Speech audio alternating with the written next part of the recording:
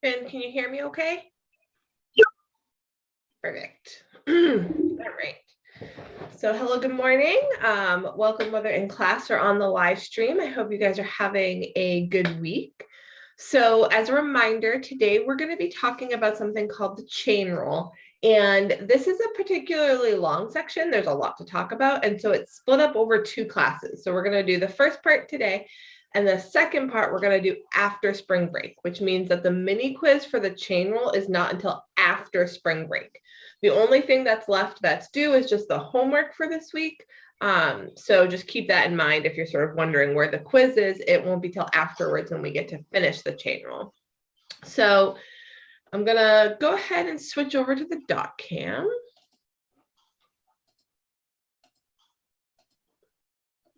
Okay.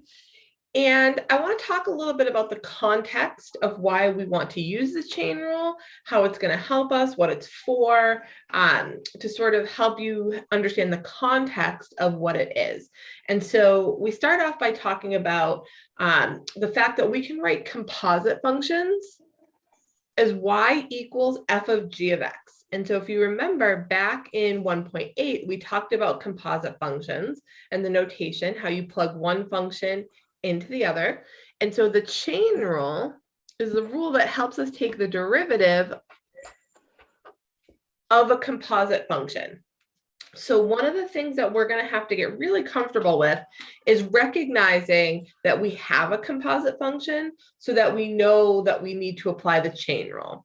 After we do the chain rule, so after we get back from spring break, we'll also ask the question, what if we have 2 functions multiplied together? What if we have 2 functions divided? Because we haven't talked about multiplication and division yet.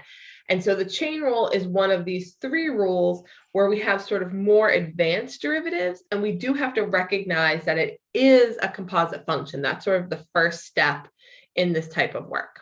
Okay, so now let's sort of talk about the background and where our formulas come from. So think about a composite function where instead of g of x, we're going to say z equals g of x, which means that our y function we can write as f of z. Okay, so this is just a substitution of variables. So instead of g of x, we have z. Well, if we make a small change in x, that's going to result in a small change in z. And a small change in z results in a small change in y. So a small change in x results in a small change in y. And so this idea of small changes is what was going on in the background a little more theoretically when we were talking about derivatives, right? When we were talking about the limits and these slopes of secant lines and getting closer and closer to a point. And so when we think about all these small changes, okay, sort of together, what we end up with is sort of this process of how we can think about how all these small changes work in relation to one another. And when we think about that, we get sort of this conclusion here that the derivative of y with respect to x, so this again is Leibniz notation, is going to be equal to the derivative of y with respect to z times the derivative of z with respect to x. Now, that doesn't mean anything yet because we haven't done any problems and we don't know how this all works, but I want to break it down for you like this. Sometimes when we want to take a complicated derivative, and it's complicated because it's a composite function, dy dx, it's easier to take derivatives of smaller components which fall into our basic category. And again, basic does not mean easy, basic means foundational. And so later today, we're going to learn how to break things down into these more basic derivatives to help us understand how to get the more complicated derivative. But for now, we're trying to look at the formulas and see what they really mean. So another way that we write this is with the Newtonian notation, where if we take the derivative of a composite function in f of g of x, we can write this as f prime of g of x, so the derivative of the outside with the inside staying the same, times g prime of x, the derivative of the inside. Again, there's a formula. We don't know how to use it. We haven't done any problems yet, but these are the 2 ways that we think about and write the general rule for the chain rule. And it's really helpful to have those highlighted or written near the front of your notes so you can reference them if you get stuck on a problem, but you know it's a composite function. That means we will be able to use one of these two formulas to solve it. Okay, and today we'll be practicing all sorts of ways to do that. Now, before we get into our practice problems, I just want to give you an example of something we might find with this type of work, with the chain rule. And so here's the example that we'll use to sort of see why this might be relevant. So suppose that the amount of gas that a vehicle uses, G in gallons, depends on the distance traveled, S in miles, right? So the amount of gas that you use depends on how far you went. So that's G and that's S, okay? The distance traveled, S, depends on the time T that you are in the vehicle driving, right? So how far you went depends on how long you were in the car. So if 0.05 gallons of gas is used for each mile traveled, okay, so that's the first sort of number and rate we know. And the vehicle is traveling at 60 miles an hour, or 50 miles an hour, excuse me, then we can calculate how fast gas is being consumed. So what does that mean? So we want to talk about how much gas we use per hour. Okay, we don't know that yet, but we do know how much gas we use when thinking about distance. We use 0.05 gallons per mile. Right? So often you'll hear about gas mileage, how many miles to the gallon. This is a similar conversion rate. We also know ds/dt, which is our miles per hour here, right? Our distance over our time. And so if we multiply these two things together, 50 miles per hour, then we are able to multiply these two numbers together, these two rates, to get the rate we want, which is gallons per time, like how much are we using per hour. So when we multiply these together, we do 0.05 times 50, we get 2.5, and then we see that the miles units are going to cancel, and we get 2.5 gallons per hour. So the idea here is that we have some rates that we know, and we can use those to find rates that we don't already know, right? By taking these other rates, we're able to use them in a way to discover a rate that we didn't already know. So that's what's happening sort of in the back of the chain rule. So when we start the chain rule today, what we're going to do is we're going to start with some very general applications of applying these formulas to sort of general examples.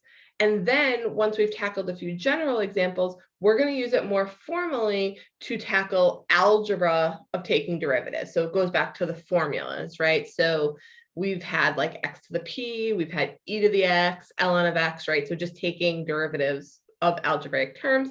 But before we do that, we're going to practice just using these formulas in a more general way. So we start our journey with a table. Okay, and so in this table, we have 4 columns: f of x, g of x, f prime of x, g prime of x. And so if we want to get the value of, say, g of 0, that means we would go to the g column, we would go to the 0 row, and we would see where they intersect. G of 0 is 0. That's how we find values on the table. If we wanted g prime of 1, we would go to the g prime, we would go down to 1, and we would get -4. So that's how we read this table. Now, we want to use this table to answer some questions. The first question is to determine if y equals f of g of x is increasing or decreasing at x equals 3. So I want to remind you that back in chapter 2, we established some relationships about the sign of the derivative and whether the original function is increasing or decreasing. And what that means is if we want to determine if a function's increasing or decreasing at a particular point, we can find the derivative at that point. If the derivative is positive, the original function is increasing. If the derivative is negative, the original function is decreasing. And so that's what we're leveraging here. And so the question is, how do we find the derivative? And so as a reminder, just because I already scooched the page away, if you take the derivative of f of g of x, the formula was f prime of g of x times g prime of x. So for part A, we want to consider the derivative of f of g of x evaluated at 3. So we'll have f prime of g of 3 times g prime of 3. So we have to use the table to get those values and then figure out if it's positive or negative. For part B, we're going to do something similar, but notice that this is g of f of x. So we need to think about how can we adapt this formula if we have g of f of x, right? We have to switch some things. And then again, we're going to evaluate it at 3. And then finally, part C, find the equation of the tangent line. So again, to find the equation of a tangent line, you need a point and you need a slope. To get the point, we're going to plug 1 into the function. So then we're going to use the table to get the corresponding y value. And to get the slope, we need to consider the derivative of the function at 1. Then we can put it together to get the equation of the tangent line. So I'm going to give you about 3 to 4 minutes here. I want you to try these out, see if you can apply the chain rule, see if you can work through the table and figure it out, and then we'll go through it together.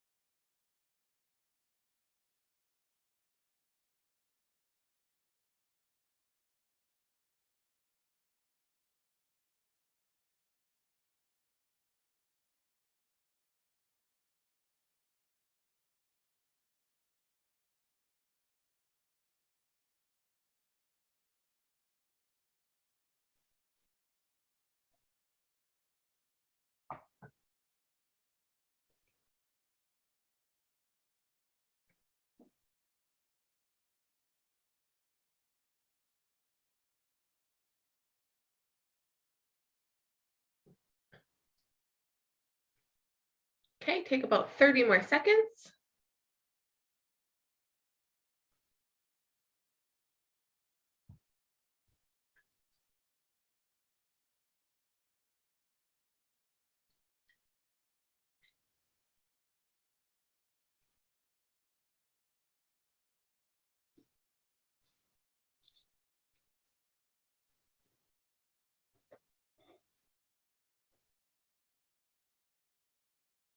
Okay, so for part A, we're trying to determine if our function is increasing or decreasing at 3, and we're working from the function f of g of x.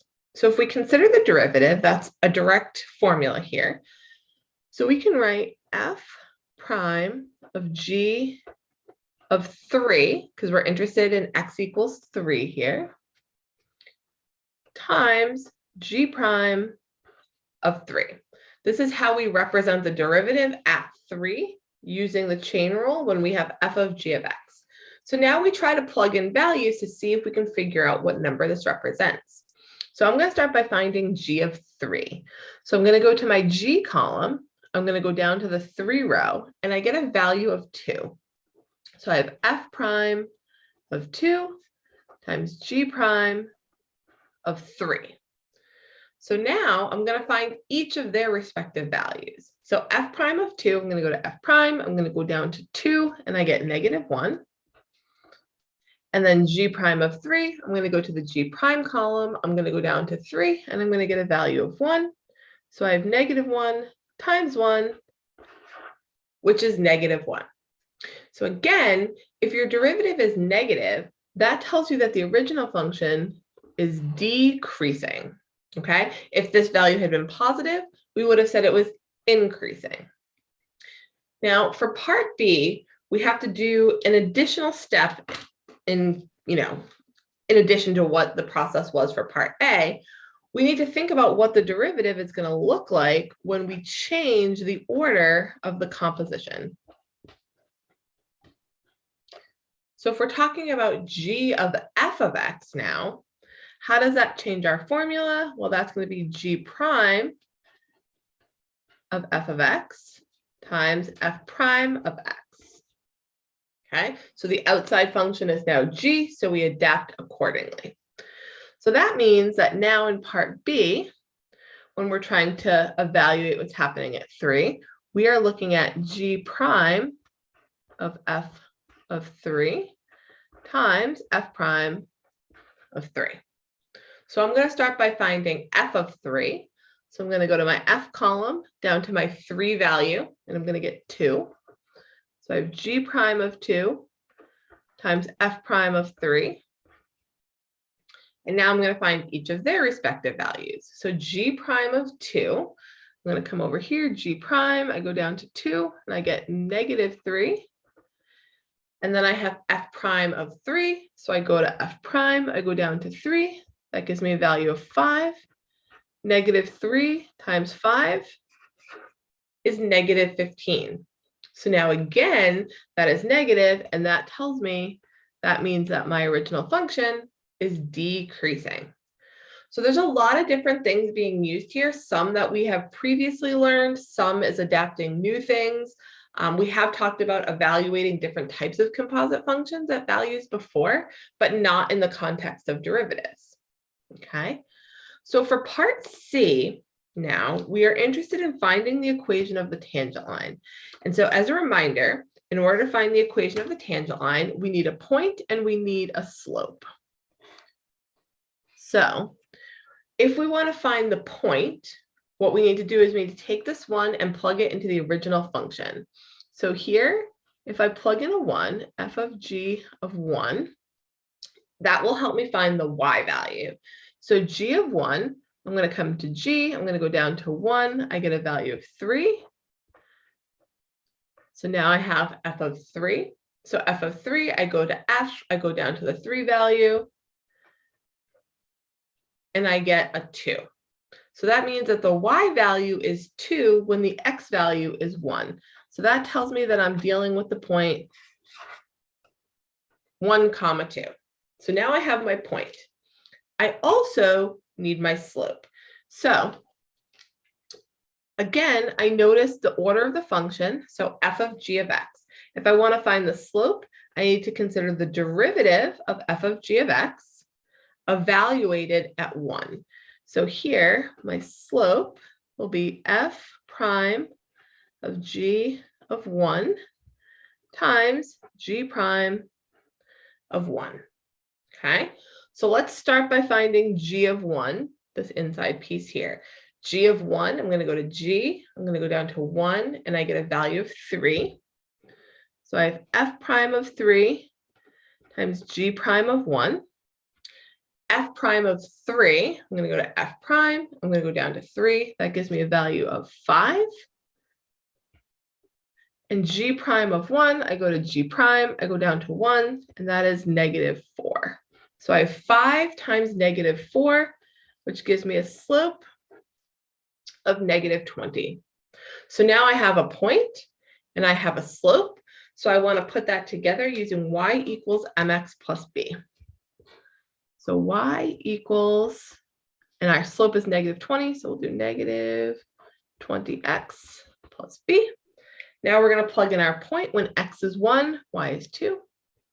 So -20 times 1 plus b. So we're going to add that 20 over, and we get b equals 22. So our last and final step is to put everything together in a final equation. And so we get y equals -20x plus 22. Okay, so again, whenever you see equation of the tangent line, you know you need a point and a slope. And then we have to think about what tools we have to find the derivative to help us find the slope. Okay, again, this is brand new to today. So if you weren't able to figure some of that out, that's totally normal. That's why we're going through it together. So hopefully as we work through these problems, you're seeing how we can apply this particular formula to the thing we're interested in finding. So the next example is applying the general formula to a graph. And so here, h of x equals f of g of x. So the composition is f of g of x. And k of x equals g of f of x. So the opposite composition, right? G first. We want to use the graph below to find h prime of 1 and k prime of 2. So that means that we have to think about how to use our formulas. Let's see, let's get them both on here in order to figure this out. So for h prime of 1, right, h was f of g of x, we're thinking about what the value will be at 1 of the derivative here. And for k prime of 2, k has the alternative g of f of x.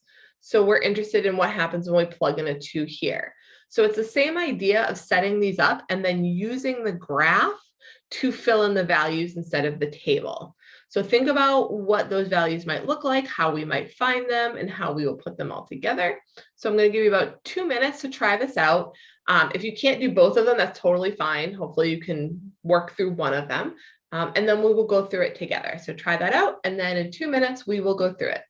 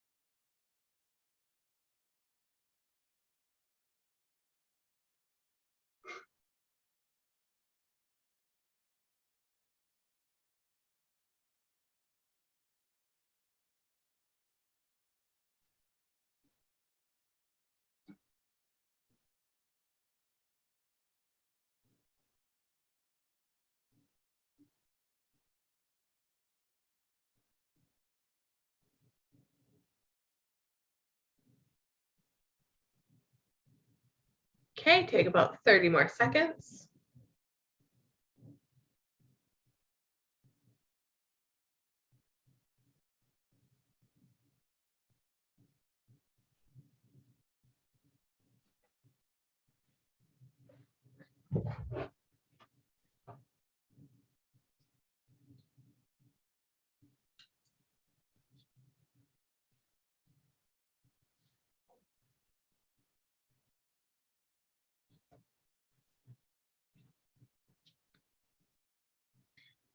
All right. So let's start by thinking about how we might find h prime of 1. So again, one of the first things we need to consider is the order of the composition, because that's going to help us know which derivative path we're using. So h is f of g of x, which means the derivative is f prime of g of x times g prime of x. We're interested in what's happening at 1, so we're going to set this up as f prime of g of 1 times g prime of 1. This is what we're trying to find. And the question is, can we use the data from the graph to find these particular values? So I'm going to start by looking for g of 1, because I want to take care of this number so that I just have two things that I'm looking for here. So g of 1 means I'm going to go to the value of 1 on the independent axis. I'm going to go up to the g function, which is the red line, and I'm going to see what the corresponding y value is. So I go up until I hit g, and then I come over here, and I see that that is approximately 4. So that means I can substitute in a 4 for the g of 1. So now I've found my functional value, and what I'm left with is the multiplication of two derivatives. And so what I need to do here is I need to notice that my two functions are linear. And as a reminder, the derivative of a linear function is the slope of the line, because all the tangent lines have the same slope as the line. So what I want to do next is find the slope of each of my lines so that I can then plug in that slope value into this equation. So let's start with g. Okay, in order to get the slope of the g line, I can pick any 2 points on the line. And so I'm going to pick points that are, I think, fairly convenient. So I just found 1, 4, that's one of them. And then I'm going to use this point here where we cross the axis, which is 0, 2. It seems like a pretty easy point to use. And again, you can use any 2 points on the line. So to get the slope, we're going to do change in y over change in x.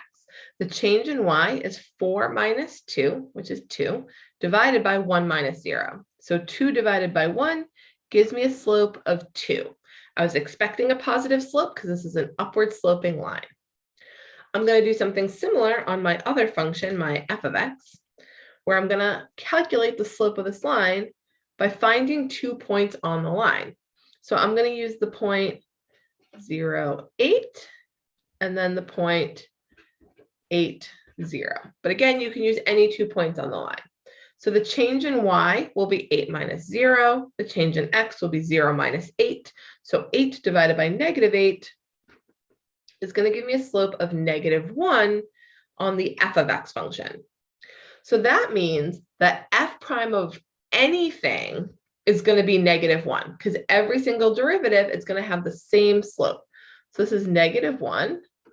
And similarly for g prime of 1, every single derivative is going to have this value of 2, because every single derivative, right, is going to lie on this line. So it'll have this particular slope. So I have 1 times, or negative 1 times 2, which gives me a final derivative of negative 2. So there's a lot of things being brought in here, right? There's graphical analysis. There's remembering that the slope of a linear function is just the slope of a line, as well as the chain rule. So now let's go ahead and look at k prime of 2. We're going to approach this in a similar way. So the first thing we need to do is we need to figure out the order that k is given to us. So that's g of f of x, which means we have to use this other version, right, that we rewrote. So we're going to do g prime of f of 2, right, because we're looking for g prime of 2 here, times f prime of 2. So I'm going to start by finding f of 2. That's the functional value. If I go to 2 and I go up to the f function, which is the black function, I'm going to hit it right about here. And I notice that the y value here is just about 6. So I have g prime of 6 times f prime of 2. Well, fortunately, in the first part, we already found the slopes of these lines. So g prime of 6 is going to have the same slope as the line. So that's 2. And then f prime of 2 is going to have the same slope as the f line, which we said was -1. And so 2 times -1 is going to give us -2 again. So this is how we are able to use what we know about graphs and about derivatives paired with the chain rule to think about how we might use this type of graph to answer these types of questions. And again, this is tying in a lot of different things all together. So if you didn't get it the first time, that's okay. That's why we're practicing it together. So these are sort of the general ways that we think about derivatives. I would say about 15% of the time, you're going to see problems like this. The other 85% of the time, we're really going to be working on algebraic types of problems. And so that's what we're going to be working on next. And so I just want to give you sort of a preface that within algebraic type composite functions, there's 4 major types that we're going to look at. And so we're going to separate and learn it by type. And so as we work through the process, there's going to be 2 different ways to look at each type.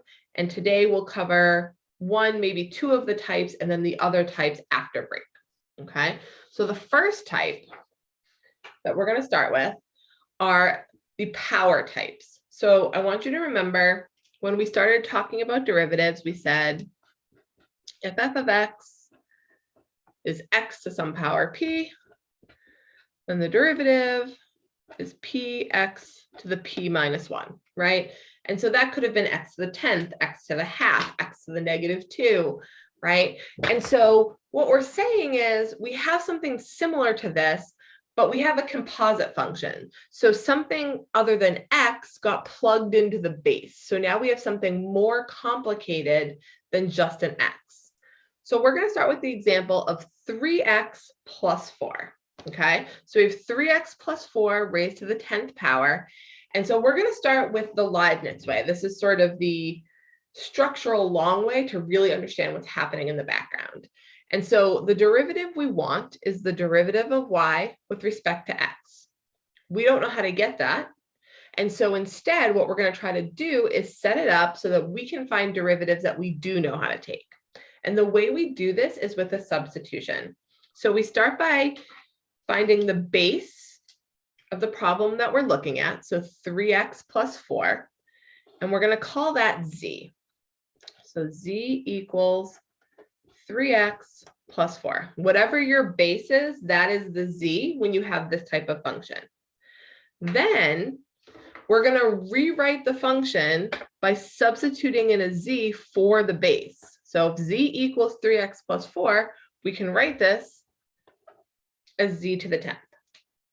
Now, what this chain rule is saying is that if we want dy dx, the derivative of y with respect to x, we can multiply the derivative of y with respect to z, so we can get that from this function, times the derivative of z with respect to x, which we can get from the first function.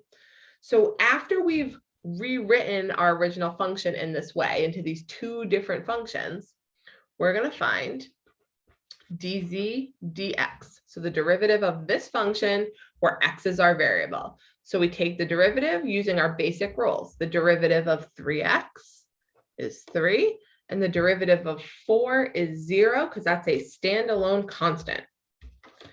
Then we find dy dz, where we're finding the derivative with respect to z. So z is our variable, which means that we can just apply the power rule. So we get 10z to the 9th. So by breaking up our function into these 2 pieces, we are able to apply the basic rules from before to find each of their respective derivatives. And then the formula says, if we multiply these 2 derivatives together, we get the derivative that we want. And so we're going to do that, but there's a little more nuance to just multiplying them together. Okay, so we have dy dx. That's the derivative we want. Okay, it says we can take dy dz. So dy dz is this derivative here, 10z to the 9th, times dz dx times 3. Okay, so we've multiplied our two derivatives together. So what we have to do now that we've got that all set up is we have to simplify any constants. So we have 10 times 3, which is 30. And then because we want derivative of y with respect to x, we need to get the variable x back into our answer. And so we have to substitute back into z what z represented. So we have 3x plus 4 to the 9th. Okay, so again, we multiply our two derivatives together, and then we simplify by combining constants and substituting back in what z represents, which in this case was 3x plus 4. So that's our strategy, doing this type of process the Leibniz way. So I'm going to have you try one here. It's a little bit small, so I'm going to rewrite it. So we have y equals 3 minus x cubed to the 7th is the function we're trying here. And so again, your z is the base, and then you're going to rewrite it as y equals z to the 7th. Then you're going to find each of those derivatives, multiply them together to get the derivative of the original function. Okay, so I want you to try it out, see if you can follow the steps we did in the last problem. I'll give you 2.5 minutes, and then we'll go through it together.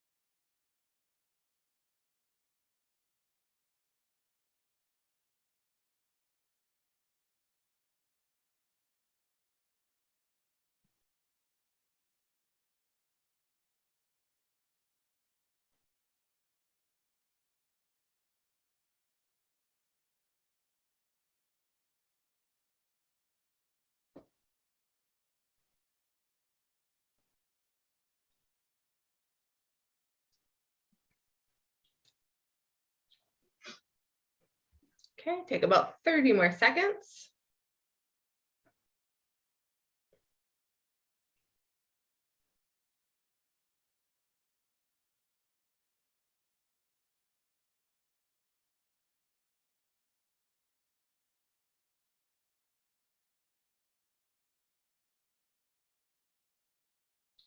Okay. So again, we need to consider first that we have this type, and this type means that you have some base, that's a function, raised to a number, right? The variable's still down here in the base. We have something raised to a power. And so our first step is to say that our z is whatever's in the base. So we have 3 minus x cubed.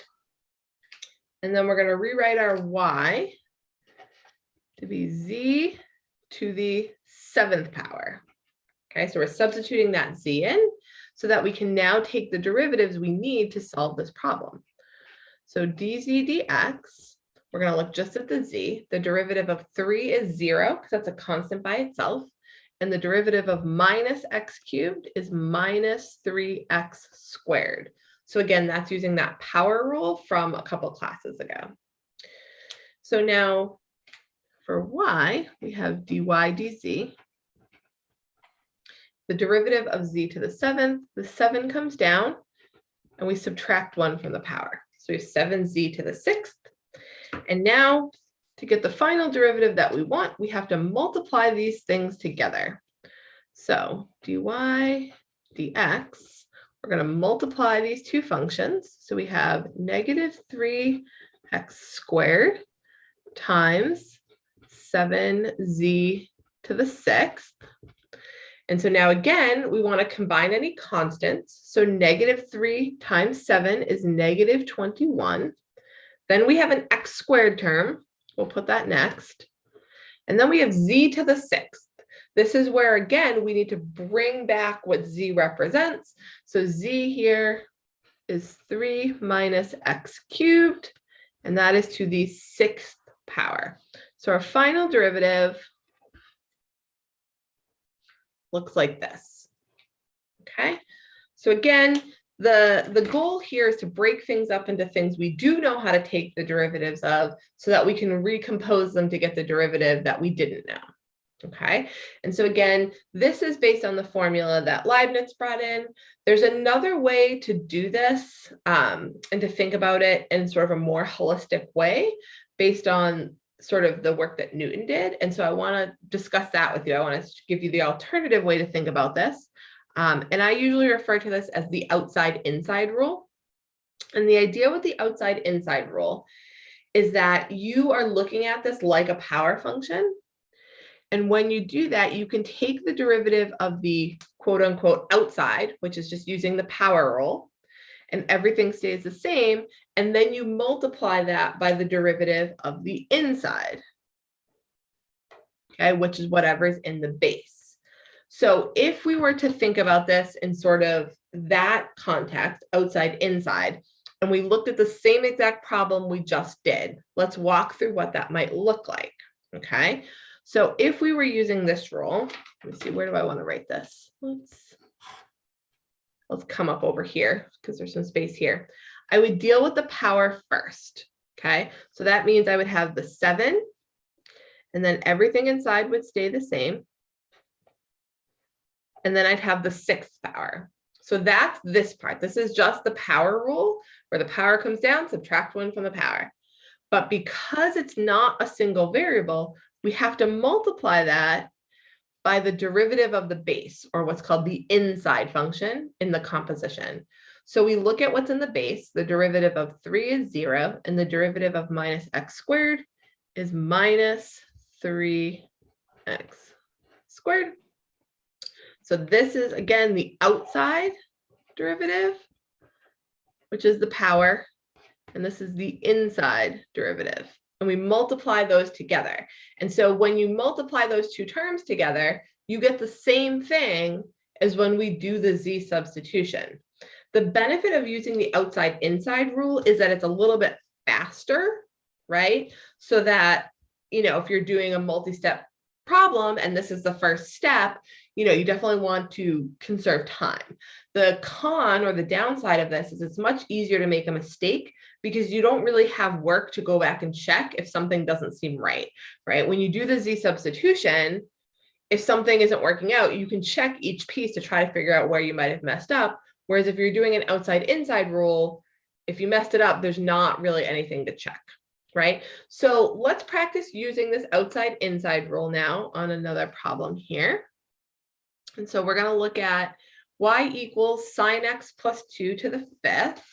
I'm going to write it just a little bit bigger because that seems small. Okay, so I want you to try this using this idea where you're going to deal with the power first, so the 5, and then multiply by the derivative of the inside, which is what's in the base. Okay, so take 1.5 minutes and see if you can apply this rule to get this derivative.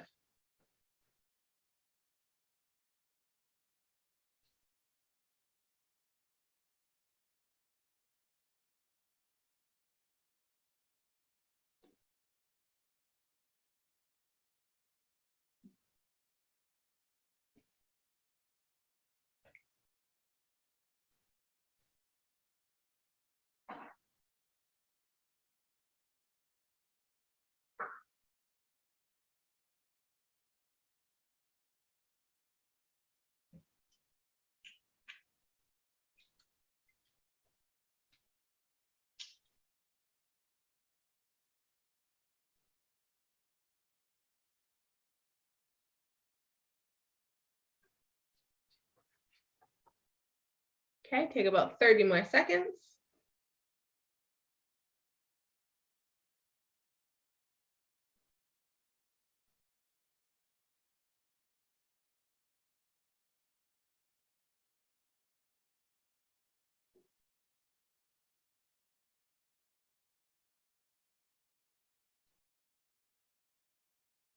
Okay, so when we're finding dy dx, which is the same thing as y prime, when we apply this shortcut, we're dealing with the 5 first. So the 5 comes down, everything inside stays the same, and we subtract 1 from the power. So that's the outside piece, right? That's the power rule. But then we have to remember to multiply this by the derivative of the inside. So we look at sine, the derivative of sine is cosine. We look at 2, the derivative of 2 is 0 because it's a constant. So our derivative looks like this: 5 sine x plus 2 to the 4th times cosine x. And I do want to point out something in terms of algebra. There's 3 factors here, right? There's the 5, there's the sine x plus 2 to the 4th, and then there's the cosine x. If you have done a z substitution and you have an answer that looks very similar, but doesn't quite look like this, what you need to do is check the factors, right? So we can write these factors in any order. So I could write this as 5 times cosine x times sine x plus 2 to the 4th, right? And you may think that that looks different, but it's not. So whatever method you use, when you look at answers on Moodle, right, when you're doing like a mini quiz or anything like that, you want to find the answer that has the same factors that you have. They may not be in the same order, and that's fine because it's multiplication. So keep that in mind when you're doing this. Okay, so let's look at one more. You can use z substitution or the shortcut, whichever you prefer. I'm just going to write this bigger again. So e to the x plus x squared minus 1 to the negative 3. Okay, so I'm going to give you 2 minutes. Try it out. Use either method, z substitution or the shortcut, and then we'll go through it together.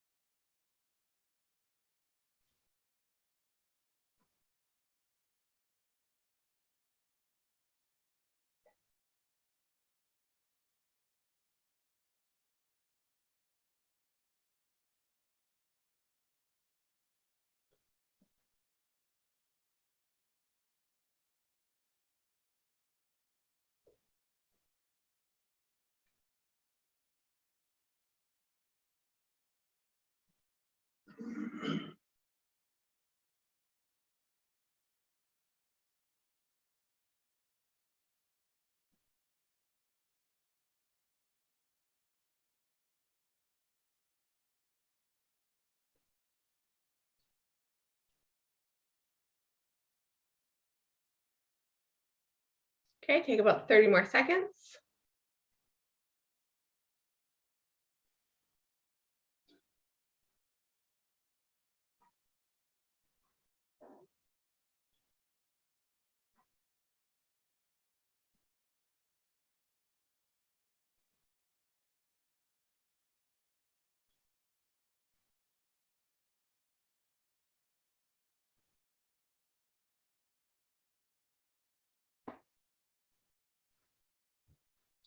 Okay. So I'm going to use the shortcut just because I think it's a little bit faster, but if you use the z substitution, you should get the same solution. So here, when we take the derivative, I'm going to deal with the power first. So the negative 3 comes down, everything inside stays the same. And now I subtract 1 from the power. So I have to remember that when things are negative, they get more negative when you subtract 1. So that's the outside part. Now I have to remember to multiply this by the derivative of the inside, which is the derivative of the base. So the derivative of e to the x, e to the x, the derivative of x squared is 2x, and the derivative of 1 is 0. So I get, again, 3 factors. multiplied together. If you did a z substitution, you should have the same three factors. They may or may not be in the same order. Okay, so that's what the first derivative looks like here. Again, for this type of chain rule, which is the parentheses raised to a power type. Okay. So obviously this is just sort of the straightforward find the derivative algebra. We could also find ourselves using this type of algebraic calculation for the chain rule within a particular type of problem. So as you may not have suspected, the next one we're going to look at is an equation of the tangent line, right? It's like a favorite now. So we have f of x equals the square root of 3x plus 10, and we're interested in what's happening at x equals 2. And so again, we need a point, which we can get by plugging the 2 into the original, and we need the slope, which is where the derivative comes in. So as a reminder, the square root is the same thing as the 1/2 power. So we're going to have to rewrite this into a 1/2 power, and when we do, we'll see why we need to use the chain rule. So I would like you to try this one out. I'm going to give you about 2.5 minutes.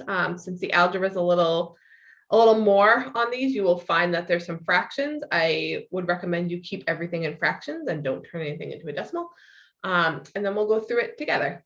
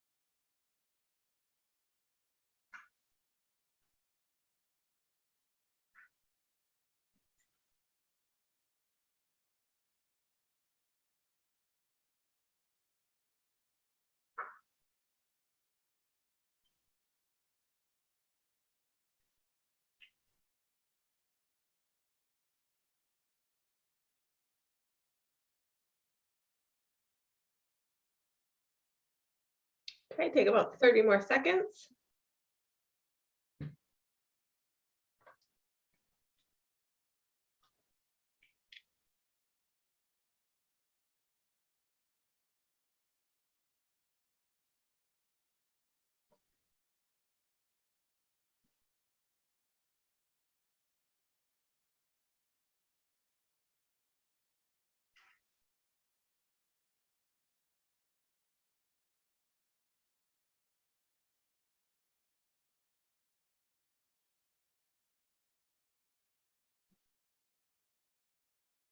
All right. So remember, to find the equation of a tangent line, we need a point and a slope.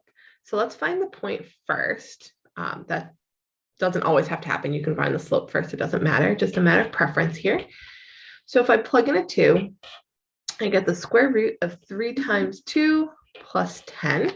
So 3 times 2 is 6. 6 plus 10 is 16. The square root of 16 is 4. So that means that the point here is 2, 4, where the tangent line touches this particular function. Now, in order to get the slope of this line, I recommended that we rewrite this first. So 3x plus 10, instead of the square root symbol, we're going to use the 1/2 power, right? So those mean the same thing. One's a symbol, one's a number. But once we write it as the 1/2 power, we see that we have parentheses to a power, and then we think, okay, now we can apply our chain rule. So when we find the derivative here, the 1/2 is going to come down in front. Everything inside is going to stay the same. And then we're going to subtract 1 from the power. So we have 1/2 times 3x plus 10 to the -1/2. That's the outside part of the derivative. Then we need to multiply that by the derivative of the inside, or of the base. So the derivative of 3x is 3, and the derivative of 10 is 0 because it's by itself. Now, this is the part where things are going to get a lot more algebraic when we're trying to evaluate this at 2. You can plug this into your calculator if you're really careful, but I'm going to go through the steps on simplifying this because it's also important to understand how this might get simplified and then plug in my 2. So for me, when I simplify this, I'm going to do this in a couple steps. So I'm going to bring the 3 to the front. This is my first step. Okay.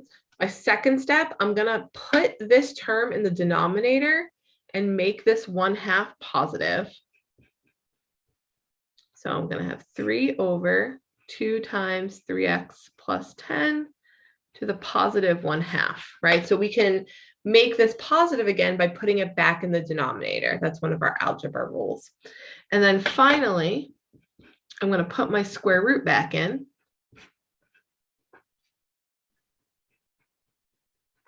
Like this.